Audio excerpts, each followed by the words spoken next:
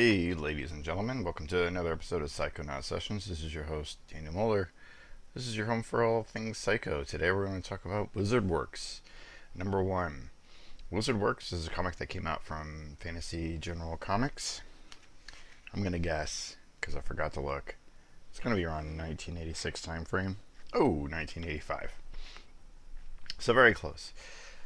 This comic has made me decide, amongst other comics, that my favorite comic genre or format of all time are anthology comics from the mid 1980s. Black and white. Best stuff ever. Weird, different, surreal. It's a space where people are allowed to experiment, have fun. So, Fantasy General Comics wasn't around for very long. Had a list of titles. Really, most of them, including Wizard Works, unfortunately, sadly, only lasted for issue 1. I think they only had 1 or 2 titles that exceeded 2 or 3 issues. So they didn't have a very long tenure, unfortunately, because, well, I wish the best for all, comic companies and comic creators. So I really would have liked to have seen what came out of this, because there's some really cool, interesting stuff in this comic.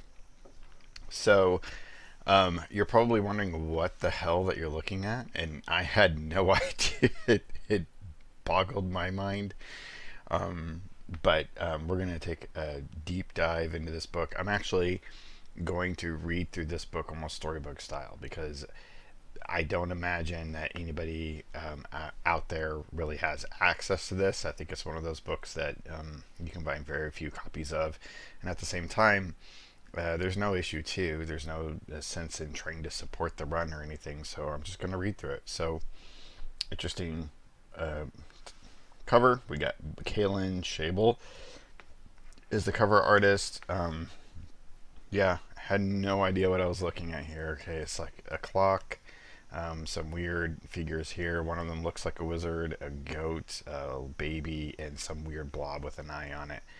And some kind of bird animal. Just like, what? This comic drew my eye right away. Absolutely insane. Premiere issue.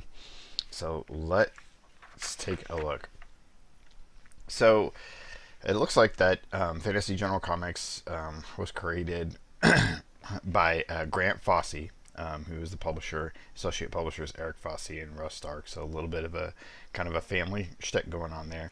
And their main thing with Fantasy General Graphics is exploring tomorrow's dreams. So this is more of an intro letter into the comic company itself rather than the title. The title is an anthology comic that's very much focused on wizards and magic, different types of things like that. So any of you out there that know me know that this is right up my alley. But this is an editorial about the comic company itself. So exploring tomorrow's dreams is their moniker. And it even says that here on the cover in this little box, unassuming box. You gotta love how quaint that is. We think that an important statement here at Fantasy General.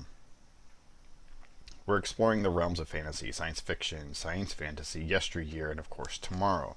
Tomorrow brings us closer to the realities created from the excitement and adventures of the worlds of imagination, the stuff that dreams are made of. Worlds of adventure, the excitement of entertainment. With the powers of imagination, that's what our stories are made of. Here at Fantasy Journal, we're entertaining and exploring the imagination of tomorrow. Hold on, stand by, take a tight grip. Your journey is about to begin. Stay alert, don't blink, because in the flash of an eye, we'll be exploring tomorrow's dreams. It's just so charming. It really hooked me right in. So, Fantasy General Comics, again, 1985. Looks like they were centered in Williamsport, Pennsylvania. So haven't seen a whole lot of stuff come out of Pennsylvania. A lot of it normally New York, of course.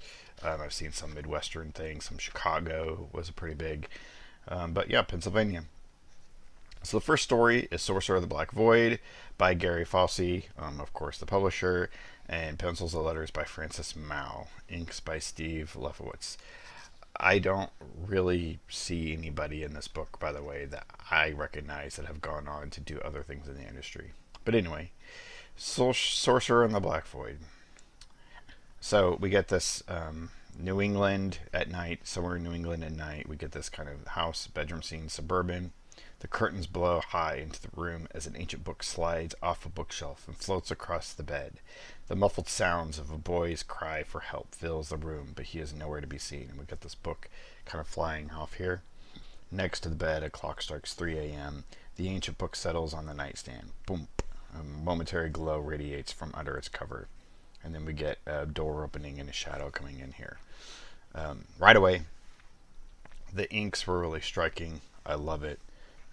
It's simple. It's definitely, it's got this like kind of cinematic feel in the way things are going. And actually, I think that this particular story, as we go into it, has a lot of influence from Poltergeist. But moving on, young mother races through the hall, looking in every room. They have to be somewhere. They couldn't have just vanished into thin air, she says. Up ahead, the father attempts to break into a sealed room with an axe. The screams of a youth echo from behind the door. The door smashes open, revealing a blackness inside as the father and mother are joined by other men in the hall. There's nothing in there. Where's my children? What happened in Gail's room? Where's Johnny? Outside the townhouse, men unload vans and small trucks carrying equipment and machinery into the house. Other men string power cables from trucks toward the house. The interior of the house is a frenzy of activity as men string power cables across the steps, connecting them to the wires coming down the hall. Quickly now, we're not sure of how much time we have left. It could strike at any time. Have them power up as soon as you're connected. Several men erect lighting stands before the daughter's room. Lights pop on as they're connected. They position the lights into the interior of the room. The blackness is overpowering as it absorbs the light. The men and the parents stand startled by the lack of illumination within the room. One man enters the room, searching, feeling his way. He screams and dissolves into the blackness within. Find another entrance. This one's a trap. We can't enter here. Find the other entrance. It has to be near. So, right away, this thing just completely grabbed me. I was actually very surprised about how much this particular sequence was really pulling me in, like the opening of a movie. So, very, very excited. Let's move on. Neighbors gather outside their homes at the edge of the sidewalk. Several men knock on doors of the neighboring houses, pulling the owners out as they answer the door. Power cables fill the front doorways as the parents are escorted from the house for their own safety. Parents look back on their home, filled with an eerie glow. The man returns to the entrance of the house. Tear this place down if you have to, but find the other entrance. The blackness eats away at the hall until nothing is left. Red eyes glow from deep within its blackness. A little redundant in terms of the words, but still really cool. Equipment with racing lights and flashing monitors fill the hallway. Beyond it, men enter the boys' room. And there they are in the room, and the book is floating. One of the men tries the light switch. Nothing happens. Click, click. This is the place. Somewhere in here. The book is floating there. The beams of the flashlight center on the floating book. Lights flash as men use their portable equipment. A wind blows through the house. Everything goes dark.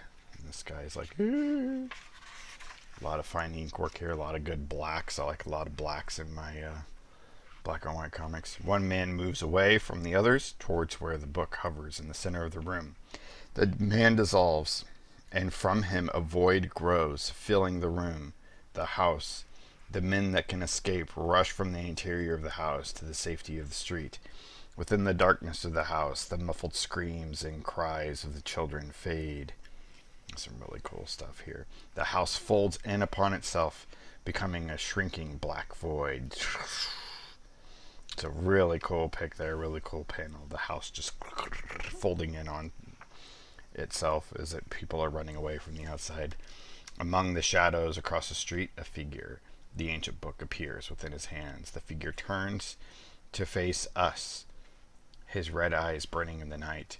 The figure fades, as does the void. Then both are gone.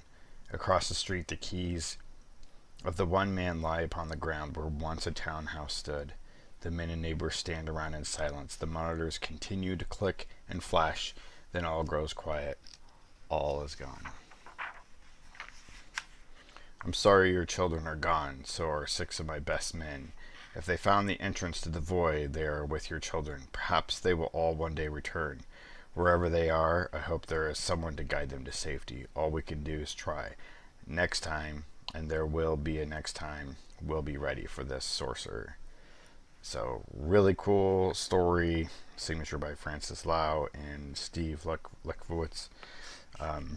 Did the pencils and inks.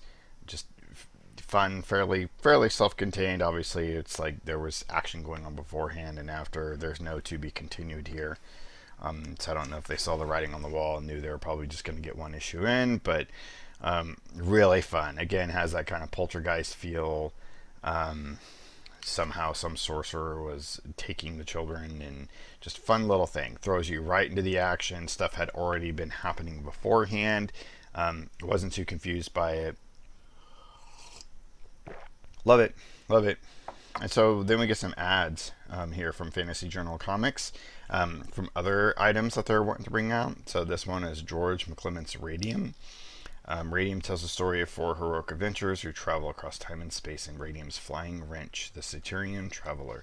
Rushing off to save worlds and civilization, Radium and his intergalactic odd squad risk life and limb to save a world from the conquest of an evil wizard. More wizard stuff.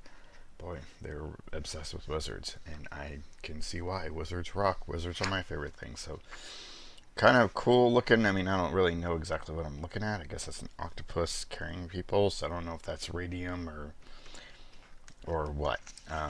But fun looking stuff. There's an ad for WizardWorks inside of WizardWorks. That makes me very sad. They're hoping to have a 4-issue miniseries, and looks to me, based upon all the research I've done on the internet, they only had 1 issue, and that looks like that could have been the cover for issue 2. So breaks my heart, absolutely breaks my heart. Here's some covers for all the other titles that they're working on. So we got Radium, we got Imaginary Vision. That was the image that was on this page, so I don't know what. I think they're just working with what they have.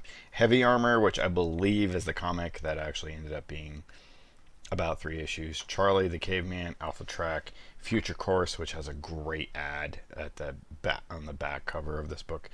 Skellion Empire, and then advertising again, WizardWorks. So this is their portfolio that they were hoping to kind of push out. And this one kind of runs through exactly, what some of the other comics that they have going on. Alpha Track, Skellion, Radium, again, Future Course, set in the ages before the recorded history. Future Course will transport you to the farthest reaches of the imagination. This December, Fantasy General Comics will be transforming your adventures, your outlooks, your very thoughts of what is real and what is make-believe, as we explore the depths of tomorrow's dreams. Future Course. So that's kind of their shtick on almost all of these books. Tomorrow's dreams, the furthest reaches of imagination. I mean, they definitely found some taglines, and they thought they would be able to stick with that and push that as the kind of their major marketing methodology. So I would have been into it if I would have known they existed. I definitely would have bought your stuff up, Gary Fosse.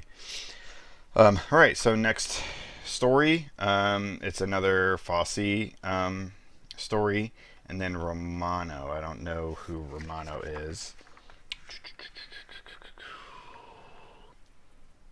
Tom Romano. So this one's called The Sunshine Wizard. Really nice ink work here. We obviously got some guy with some light coming into his room. Then we get an alarm clock going bong, and there's a little imitation night light on his stand of like an actual street light, and it comes to life at the stroke of midnight. Welcome, come on in. You're just in time. Something wonderful is about to happen here in the old workshop. The clock is just striking midnight. That's the enchanting time when anything wonderful can transport you from your reality to ours. Yes, this was like, immediately when I read this, I was like, oh my god, this is awesome. So this first story is all dark and scary and and then now we get something that's like straight out of, a Disney cartoon, which is awesome. I like it all. I'm Ardat, gatekeeper of the worlds of the Wishing Well Wizard. These pixies have come in answer to the cries of the Sunshine Wizard. There is a great danger. And so all these pixies have coming around. It may be hard to see them. They're really lightly drawn to pick up Ardat. The Sunshine Wizard is ill. He needs our help. His brother, the Wizard of the Wishing Well, has sent out a messenger. If the messenger is successful, the danger will end. How can we help the Sunshine Wizard? The pixie asks. You must seek out the Wishing Well Wizard for the answer. Boom. Right there. He will tell you what to do. And so the pixies jump into the well, splash, go into the water. Really nice dynamic. I love when people do underwater stuff with all these bubbles flying around everywhere. I just love it. I think it's a great dynamic. As the pixies descend to the castle, their sizes seem to change, as if they're growing smaller. So they go into the castle, they enter the door, still the bubbly kind of things, and they land in this area in the castle. They're looking around, and then appears, boom, this figure. Welcome, pixies, to my home. Come forth, pixies, do not be frightened. You are here at my request. Now listen carefully. And this is obviously the Wishing Well Wizard, because he's got a Wishing Well emblem on his shirt. There can be no mistakes this time. As the pixies listen to the great wizard, they learn the truth about the danger. In one sweeping movement, the pixies emerge from the castle and hurtle from the depths of the Wishing Well, or Dad's sitting there with a question mark, into the toy maker's shop. So that was obviously a toy maker's shop like Geppetto. Splash. The pixies rush from the toy shop, returning to the wilds of the night on the moonbeams that glitter through the open window. Good luck. They're off. I hope they can find the answer that the wizard looks for. A boy that the wizard looks for a boy is a thing not often found in the enchanted forest. Now, there I go again, telling you things before it's time for you to know them. Well, you'd better hurry if you're going to catch them. After all, you're part of the story too, so get going. Beyond the toy maker's shop in the depths of the enchanted forest, a young elf makes his way along the banks of a winding creek. So now we're taken to this. Elf and a lion, a magical, mystical lion, and the elf. And this is what's funny. Beyond the toy maker's shop in the depths of the enchanted forest, a young elf makes his way along the banks of a winding creek. A lion, a magical, mystical lion, and the elf. And then nothing. It's just like, okay, thank you for that. That was very interesting little narrative there. So they're just walking quietly, they're looking, and then something rumbles in the distance. A two-wheel cart races along the twisting, turning dirt trails at the forest edge. A young boy atop the cart guides a team of horses in the race for his life. Coming toward the elf and the lion, apparently. He must protect his cargo with his life. Clunk. Something's in the back of the cart there. His enemies are close, never tiring, quick and cunning. So we get some wolves or coyotes or something charging there. I think wolves. So we get the horses running, the coyote or the wolves are coming closer again, and then something's peeking out of the box there. We obviously are getting some kind of unicorn action. The boy and the lion are looking at a distance, and they're like, oh, okay. And then we hear this boo, hiss, hiss, boo, ow, and the wolves are getting hurt because apparently the trees are picking up rocks and hitting the wolves with it. The boy and the lion race. They see the cart racing along, so they jump down. There's some magical stuff going on with the elf boy there. The owls hooting in the distance, I guess. And then we see the wolves coming in onto the cart where the unicorn's peeking out, and then crack, screech, and then a big crash happens. Stand still, boy. I've been chasing you all day. I want to remember this moment for a long time. That's evidently the wolf who's chasing after the boy and his unicorn. I only want what is rightfully ours. The unicorn, boy. I want that unicorn. And the unicorn's looking all like, and elf is looking at the situation going, no, I won't give you this unicorn. This unicorn belongs to the wizard. Grrr. I know, boy. That's why we have to have him. And then I guess I'm assuming this is the elf that jumps over the boy, creates some kind of weird portal or force field, and then starts running off, and the lion stops all the wolves and says hi, and the wolf goes oh, and it says to be continued. So, I love this story because it's wacky and zany and is kind of nonsensical in a way, and it's charming. I love it. It's like, all right, I want this. I wish it was continued. It makes me sad. We got one more story in the case, or in the meantime, we've got some more ads from some more Fantasy Journal comics. So Alpha Track, 12-part series. Ugh. This would have been such cool stuff. Skeleton Empire, exploring the battles with the Skellons on Earth across the vastness of space. You can go behind the scenes and meet the warriors of a superior race as they battle against the Skeleton Empire. Can the Earth survive? A lot of cool, fantastical stuff. Pteronauts. I think Pteronauts might have had maybe 2 issues. Don Screese and Paul Daly. I think I know Paul Daly. Paul Daly has been around, so Pteronauts looked pretty cool. We got dinosaurs. How can anybody not like dinosaurs and big, vehicles? So, love it. Wish all this stuff was here.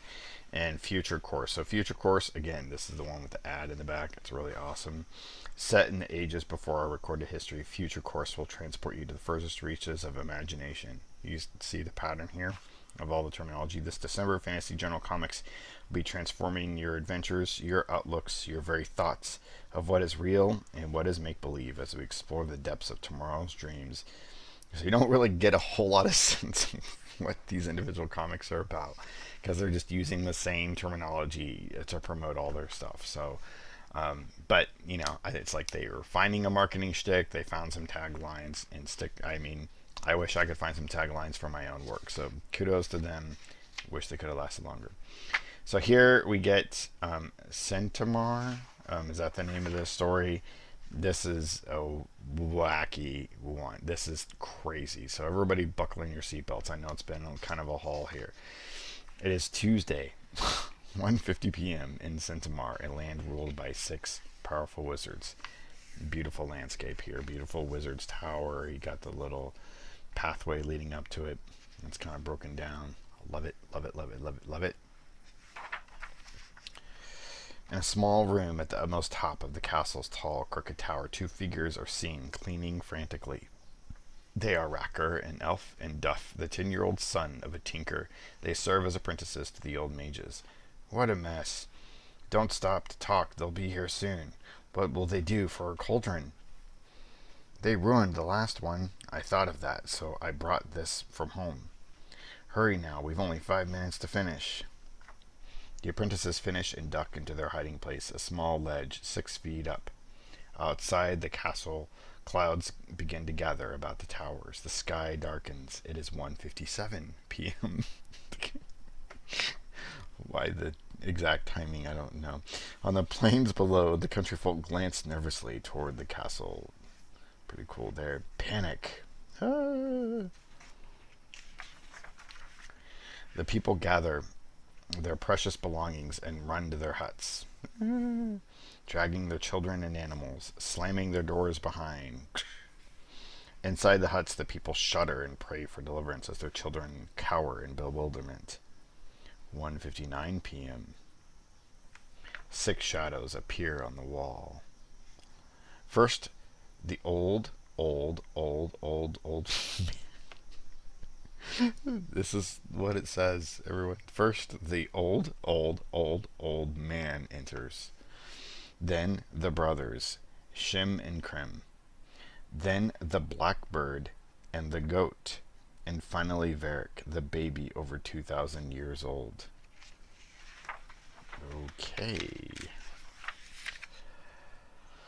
The 6 wizards gather around the podium in the center of the room as the clock strikes 2. So this is the part of the cover here. These are the 6 wizards, including this baby and the apprentices. So the bird and the goat are wizards themselves, and this is the clock striking 2. And the baby looks kind of freaky. My fellow wizards, yesterday we attempted to create something new, a creature. In this process, as we all know, something went amiss. The formula, or spell, if you will, was a bit strong. Consequently, we melted our pot. Why don't you give them the pot you brought? Shh. And the apprentice hushes the other apprentice. I believe we have my dear brother to thank you for that. Shut it. It was your bumbling that messed up the incantation. If you weren't my brother, I'd turn you into a fly and swat you. That's how you win all your arguments, isn't it? You sneak up on a fellow and grab him like poor goat there. Please, we digress. The old man. Why didn't they just say old? Why is it old? Before we try to accomplish anything today, we must conjure a new cauldron. Amidst their grumblings, the 6 mages raise their arms and hooves and wings. The sky thunders as the castle is wreathed in lightning. Shreep podius nor casto efric, gelcri aspero sol, mofri id cilius shogestic adum, bistreo malicius solipsus stric, endio shalat, necafric lotum, Alain Tolos Ferropol. Wonderful, now we shall try for our creature again. I hope the guys who made this weren't like actual like weird freaky sorcerers and I just made some incantation like conjuring a demon in my household. That would suck. Longer and more intricate spells are chanted around the newly made cauldron. Sparks fly. Once again the sky darkens and the lightning strikes in the tower there. Blam! Those are the boys hiding in their hovel as they watch the wizards and the cauldron. And so inside the cauldron, it took me a while to figure this out. It's inside the cauldron, there's this black goo and an eye opens. So you can see this is where this like weird thing. Oh, now fellas, so you say. Ah, at last, my pet. I must be the first. Let me see. In the excitement of their accomplishment, each of the wizards grab for the pot. Look out! It spills and this thing comes out and it's got legs. Now look what you've done. Me, it was you, all of you, please. This solves nothing. Ugh. Masters, it's getting away. So this thing is like moving. Shush. And it's jumping out the window. And then this is them all looking out the window. Uh-oh. To be continued.